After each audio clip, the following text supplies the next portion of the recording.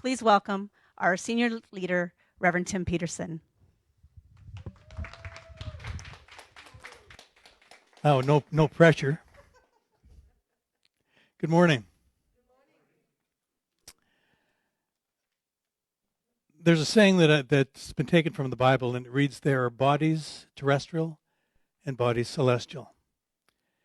And the thing that kept running through my mind this week is I just changed the word bodies to voices. There are voices terrestrial and voices celestial. I am reading The Voice Celestial by Ernest and Fenwick Holmes. And I don't know why that saying has stuck with me, because I hadn't heard that saying for years and years.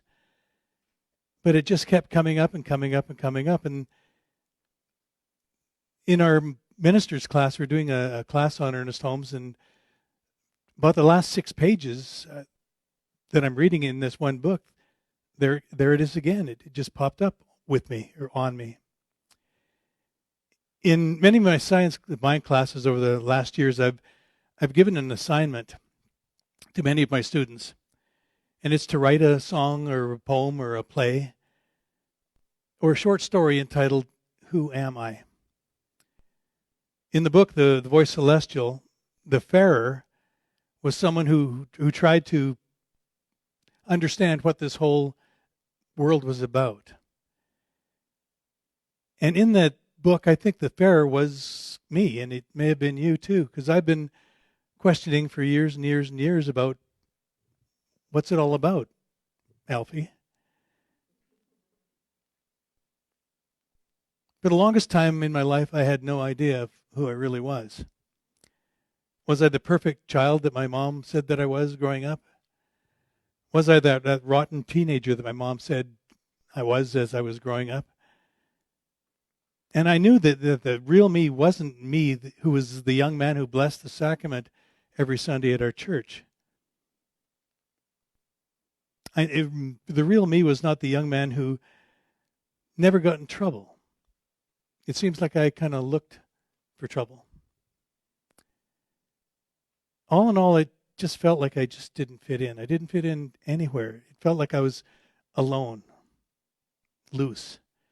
It felt like I was a piece of a puzzle that I only had one piece, and I was trying to stick it into all these other places that just didn't fit. And it came close. And you can pound that piece of puzzle in and try and make it fit, but it still doesn't make the picture right. There's something different. There's something wrong with it. And that's kind of what I felt like growing up. It was always a question of I didn't quite feel like I fit in to anywhere. I heard voices, terrestrial, earthly voices, telling me to follow the rules in order to be granted a place in heaven. I heard other voices too, and I call them now my voice celestial, asking me do you really want to keep doing this? Do you really want to keep feeling lost, alone? Do I want to keep pretending that I'm this way just to fit into the puzzle? It took me a long time to figure out what I thought I should be or what I should be. So trying to figure out who I became kind of a quest for me. And in my classes, I mentioned that I had the students write out, "Who am I?" I found a poem that I wrote about 8 years ago, because whenever I ask students to do an assignment, I do it also. So I'm going to read it. Who am I? Over and over, I've asked myself just who the heck I am. And the one thing that keeps coming up is I'm more than just a man. I lived my life in the past thinking I was less than all my friends and peers or those I'd like to impress. But those were thoughts of yesterday, and I live my life right now. So throw away those old beliefs and start again. But how? I start by doing what I say and thinking thoughts that heal. I know myself for who I am. I'm not a fake. I'm real. To say that I am truly blessed is absolutely true. For who I am is really clear. It's always what I knew. But what I knew to be always true was hidden in the light. too bright to see when I was me looking for the fight. So in this moment I declare who I am at last. I am the one who always was, unhindered by my past. So today we're talking about... Thank you. Today we're talking about the voice celestial. And those voice celestials are those intuitions or those inner knowings that we depend on to live a full and happy life. It's the divine guidance that comes from somewhere, but most of the time it seems like we're just too busy to really hear it, really listen for it.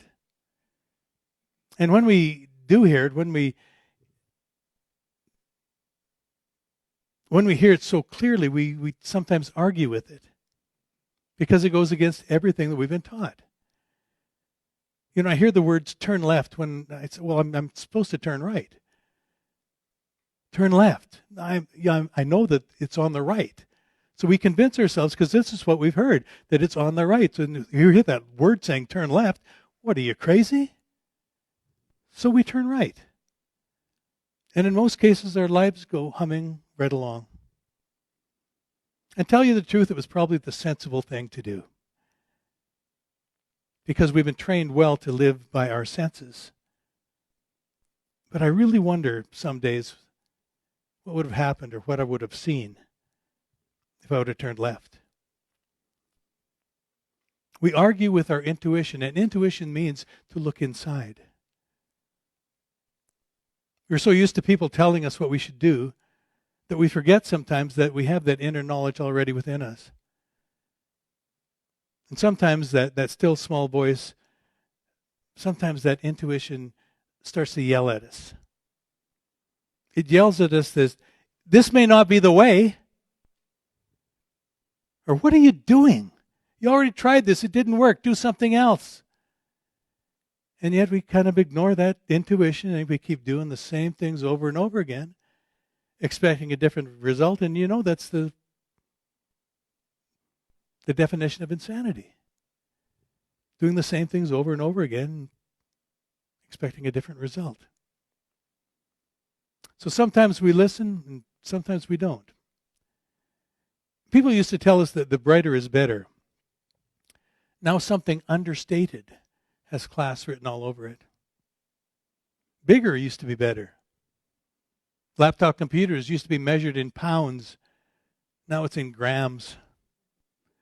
Now they tell us that smaller is better. Smaller cars, smaller houses, smaller computers, smaller phones. Smaller must be better now because they're telling us that it is. Less is more.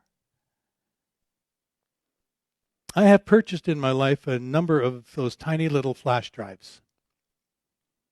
And I say numerous because I have a tendency to lose them, because they're only really tiny.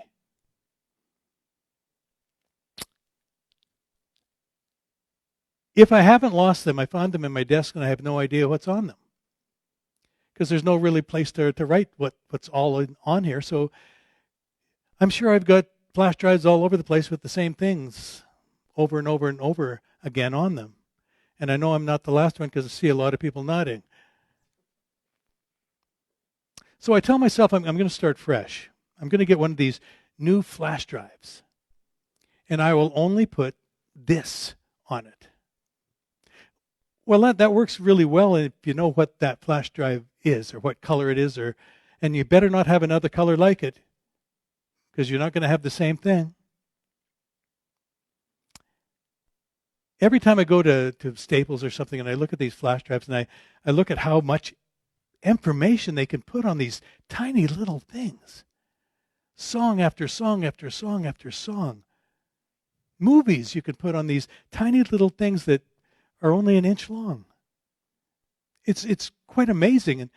And when I see, that something that small that can be putting so much information on it, I got to say, I got to have one of those. I've got lots of them, but I got to have another one. I've learned that my still small voice, my voice celestial, enjoys sarcasm. Because I hear when I say I'm going to go get this flash drive, he said, oh yes, you should go get the smallest one you can. Because you're so good at having them. You never lose them. I debated whether this was my still small voice or my ego speaking. It didn't appear to be gentle, loving words that I was hearing. And maybe it's because I found that my ego loves to argue. And it speaks louder and louder than my still small voice usually does. And it usually ends up with the words, I'll show you. How easily the mind deceives us into believing something really isn't the truth. I guess I'll pick up another flash drive next week and start again. When I do that, what should I listen for? Should I listen that you can do this? You can really create something new in your life? Or is this going to be the same thing over and over again, Tim?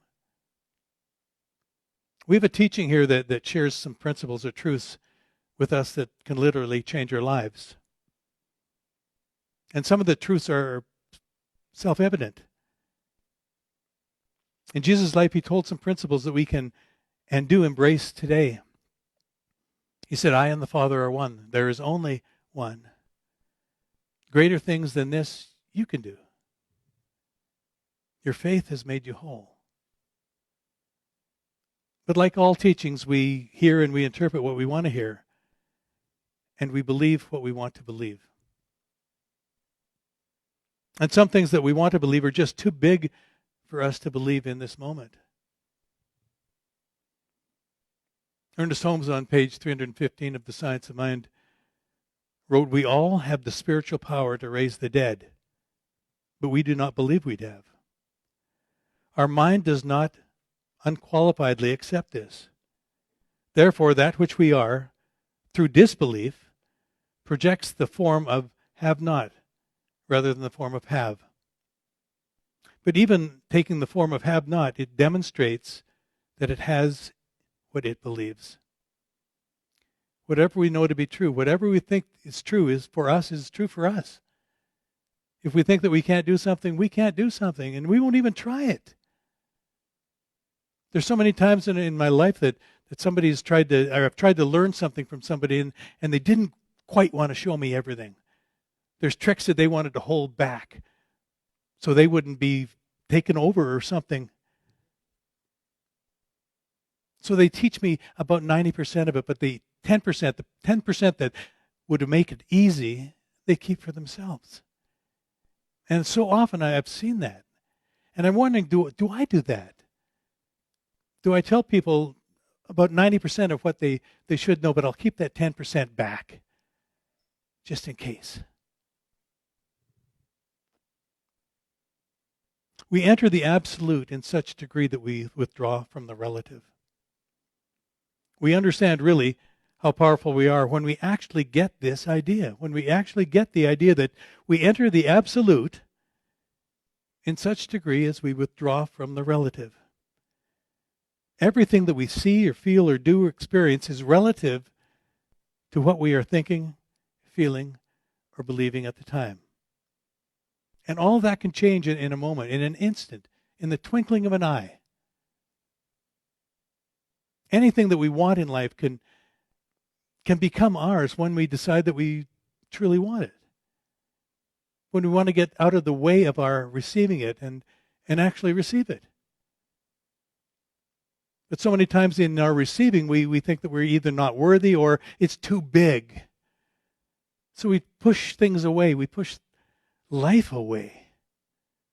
We push joy away. We push so much away. Because I don't know if we really believe that we deserve it. How many here deserve the best in life? All the hands go up. Do we have it? Do we have all the best in life? Is it always coming to us? Do we throw it away? Do we even see what it is? Or is it coming just like the bull? It's coming towards you and you're the bullfighter. Do you go ole and just let it go by you? Or do you stand and say, this is mine. This is mine now and I want it. I want to grow with it. I want to have it in my life. I want to let it express as my life. Principles cannot fail, but appearances can be deceiving. That weed that was growing in their lawn or garden takes on a brand new meaning for you depending on what you're believing about it today, your own spiritual and mental idea of what it represents. Sometimes it's that damn weed is back again mocking me. Other times it is, look at the vibrancy of that thing. It keeps coming up and coming up and coming up. The dandelion. As children, we saw it differently than we do as adults. As children, we thought it beautified the world. And when we look through the eyes of a child today, it beautifies the world. As adults, we have a different idea of it. It's something to get rid of. The dandelions didn't change. The dandelion just does what a dandelion does, and it just grows and it expresses and multiplies. Our thoughts change. And our thoughts create. And our thoughts create absolutely. What are you thinking today? The people who brought this teaching and kept this teaching alive and vibrant through the centuries had one thing in common. They absolutely believed in what they were teaching. We have a history of how New Thought, which is really an ancient thought, came about. There are visionaries like Jacob Bohm, Emanuel Swedenborg, Anton Mesmer, Phineas Parkhurst Quimby, Mary Baker Eddy, Emma Curtis Hopkins, Thomas Troward, Ralph Waldo Emerson, and Ernest Holmes. Would you like to have your name in there? All these people had one thing that was very important to teach us. Thought creates. All thought creates. The energy of the mind is incredibly powerful. And it's not the brain we're talking about. We're talking about mind, the science of mind. There's only one mind common to all people. And it's everywhere present. It is all powerful. It is all knowing. We have that within us, every one of us. I want to sing that song, It's in Every One of Us right now, but I don't think I will. And I have no doubt that Mrs. Eddy believed completely in healing through only the power of prayer. I have no doubt of that. There were courageous men and the courageous women in those days who believed in the healing power of the mind, and they used it, and they taught it, and they expressed it, and they lived it. And in most cases, in many cases in those early years, they had to believe what they were teaching because there was no other alternative. You either healed or you didn't. Now, this city, in this province, in this country, we have a plethora of healing modalities. Hospitals, chiropractors, massage therapy, Reiki, theta healing, acupuncture, acupressure. There are more healing modalities that I could list here, and there's always more coming. And all of it, it's good. But what we teach here is spiritual mind treatment. That the healing is done first in the mind. And once we have that idea of healing in the mind, we can have everything. In the movie Cool Hand Luke, the warden kept asking Luke, "You got your mind right, boy?" If we want a greater health in our lives, have we got our mind right? If we want peace and harmony in our life, have we got our mind right? We teach that there's only one power. And we teach that this one power created everything. And we teach that we can use this one power to support and sustain us in whatever we choose to have in our lives. And this one power also gave us the power of discernment. No matter how much we want to believe, no matter what we believe to be true, no matter how hard we meditate, pray, or fast, if we don't really believe it, it can't come to a complete manifestation. I bought a lottery ticket the other day. I had a feeling. But underlying that feeling is still the knowing that I have a greater chance of being hit by lightning than I do of winning the lotto. But what if? What if I'd never heard of that story being hit by lightning? What if I'd never heard of the odds against something or the odds for something? What if my slate was clean and my mind was open to endless possibilities of life? What if all the mistakes that I ever made, all the choices that did not support my life, vanished into yesterday, right now? What would my life be? What if no matter how old I was, what sex I was, where I lived, where I worked, how wealthy I was, or how well educated I was, it didn't matter in this moment. What would I like my life to be? If all of your life right now just was a blank, what would you like your life to be?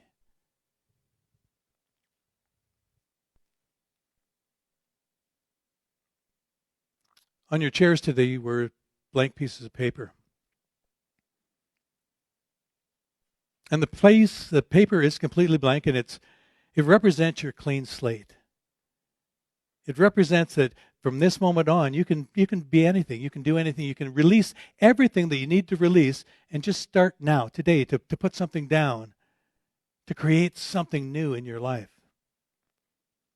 It's awaiting whatever you choose to write onto it, and it will reflect back to you exactly what you write on it and the energy that you put into that writing. It's no hurry. It's in no hurry. Its patience is unlimited. It makes no judgment on what you write, and it will wait until you are ready for it.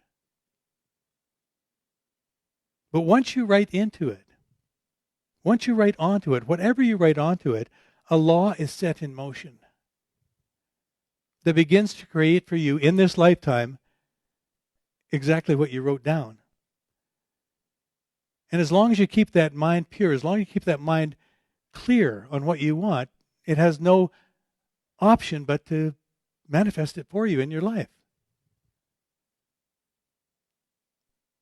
But if you knew that this was the truth, and I believe it is the truth, what would you write? How careful would you be with what you wrote on this piece of paper, knowing that you're going to get exactly what you're writing? It's the same thing as your thoughts. How careful are you with your thoughts? This week you have the opportunity to use this blank paper to write and to create something brand new in your life. So if you're willing, entitle your page, "Who Am I?" And some of you will do this and some of you won't. It's really up to you. But listen to your inner voice this week. Listen to that intuition. Listen to that voice celestial. The voice that knows the spiritual truth even when you don't. Ask yourself, who am I? And then just listen. I want to close with Maren Morrissey in her book, Building Your Field of Dreams.